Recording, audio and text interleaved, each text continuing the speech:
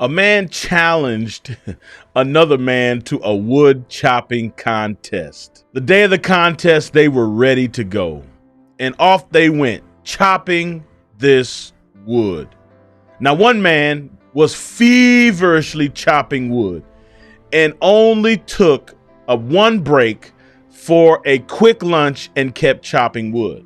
The other man was taking breaks all day long. But to their surprise, the one who was taking breaks had chopped considerably more wood than the one who had only taken one break.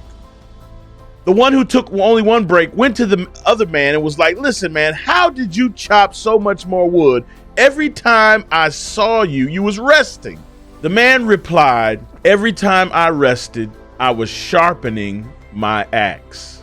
In this week's lesson, it starts out with this key text. The apostles gathered around Jesus and reported to him all they had done and taught. Then, because so many people were coming and going that they did not even have a chance to eat, he said to them, "Come with me by yourselves to a quiet place and get some rest." This week's lesson is all about the disciples' experience in evangelism.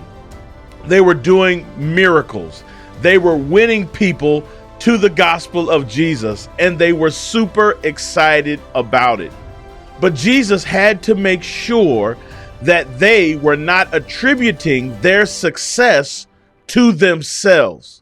You see, that is the danger many times, young people, is that when we experience success, especially spiritual success, we begin to think that there's something in and of ourselves that enabled us to have the great success.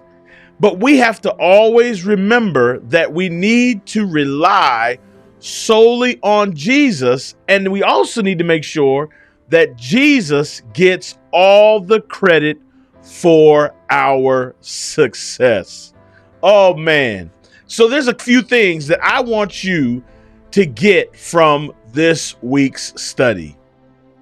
I want you to understand that the life of a Christ follower requires periods of rest, prayer, study, and one-to-one communion with God. I also want you to experience the peace that comes from the quiet assurance of God's presence. And finally, listen, challenge yourselves and ask God to help you order your priorities and live a disciplined life in Christ.